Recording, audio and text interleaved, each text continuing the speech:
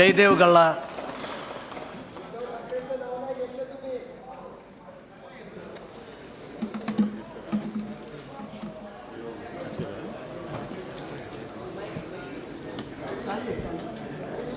Thank you, sir. On behalf of the Telugu Desam Party and our leader, Sri Nara Chandrababu Naidu Garu, I thank you for giving me this opportunity to talk about this very important and very sensitive topic of price rise.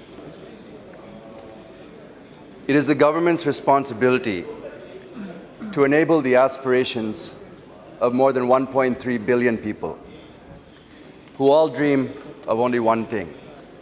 Whether they're poor, or they're middle class, or they're rich, everyone dreams of upward mobility. They want to be better off in life than their parents were, and they want their children to be better off than they were. So this is the aspirations that the government needs to fulfill. However, the Rangarajan report, which was just released, has shown that nearly 1/3 of our population is still below the poverty line. So this section of society cannot be ignored. And for this, we need all the social welfare schemes that will help this group of people. However, if we have to move people out of poverty, it can only be done by creating a strong economy, a high-growth economy that allows them to pull themselves out of poverty. The policies over the last 10 years has only kept people in poverty and has not helped people to get out of poverty. As had been mentioned earlier by the honorable member from Himachal Pradesh, when the NDA-1 government first took over, the GDP growth rate was only 4.3%. And by the time they demitted office, they had raised it to 8.3%. In the 10 years of UPA-1 and UPA-2, they've gone from 8.3% back down to less than 5%. For the second time, NDA has come into power with the economy growing at less than 5%. To eradicate poverty, our country needs to be growing at least 7 to 9%. If we don't achieve a 7 to 9% growth rate, we will not be eradicating poverty. If we have to be growing on a sustainable basis. In my maiden speech, I had talked about China. I had talked about how we cannot follow all the policies of the Chinese government, but there are definitely some things to learn from them. China has been growing at 9 to 10% growth rate for more than 20 years. And during this period, it has moved more than 300 million people, 30 crore people out of poverty by bringing them into the organized sector, both in manufacturing and service sector, away from the agriculture sector. During this period, they've shifted that many people, and they've also been able to do this by investing in infrastructure and by developing the capability of its people through education and skill development. Though it looked like India was on the same path, the last 5 years have been extremely disappointing.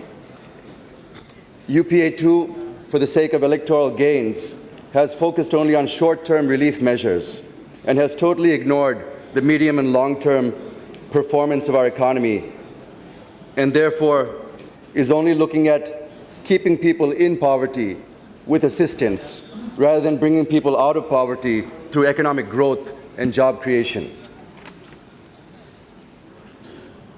There have been some talks about price rise in the railways. I just want to point out a few things. On the 6th of February 2014, the railways proposed to increase prices by 10% and freight by 5%. With fuel adjustments, it worked out to 14% increase in passenger fares and 6% increase in the freight fares. On 11th February 2014, Dr. Manmohan Singh approved this, and it was decided to implement by first week of May 2014. All this government has done is to implement the decisions taken by the previous government in this regard. On the issue of onions and potatoes, they are two of the most important commodities in any Indian kitchen. Therefore, it's very important to keep them under control. The NDA-1 had kept the onions and potatoes under the Essential Commodities Act from 1999 to 2004.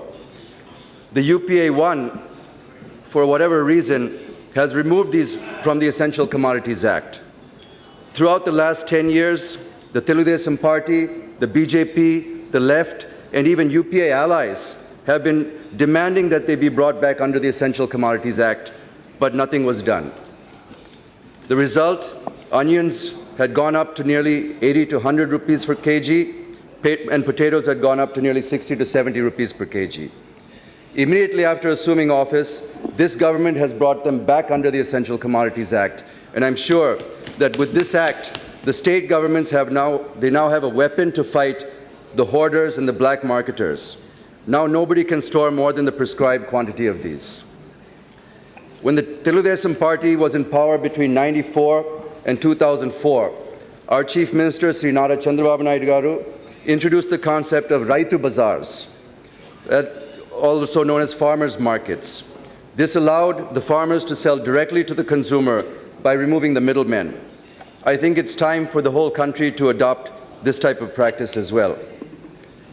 I also wish to raise a major concern that is looming large in Andhra Pradesh, as it is perhaps in many parts of the country. The deficit southwest monsoon due to the El Nino is going to hit the Kharif production severely and will result in food inflation if steps are not taken. The monsoon deficit in Andhra Pradesh is as much as 71% so far this year. The top 10 states, which contribute more than 80% of our food grain production, is facing a 45% deficit overall in rainfall. It will have a severe impact on food grain production. I request the government to immediately take up alternate arrangements to rein in the inflation, to stop hoarding and black marketing, to increase cold storage facilities to address future problems that this country is going to face. The constituency that I represent, Guntur district, we have a rich agriculture belt that produces rice, chili, tobacco, turmeric, cotton, maize, and all types of fruits, vegetables, and flowers. It's a very exciting area to be in, but the farmers are suffering mainly because of lack of proper storage facilities and lack of a cold chain. So the wastage is huge in this country that everybody knows. So I urge the government to please take this up on priority. Thank you for giving me this opportunity. Jai Hind, Jai Teludesam.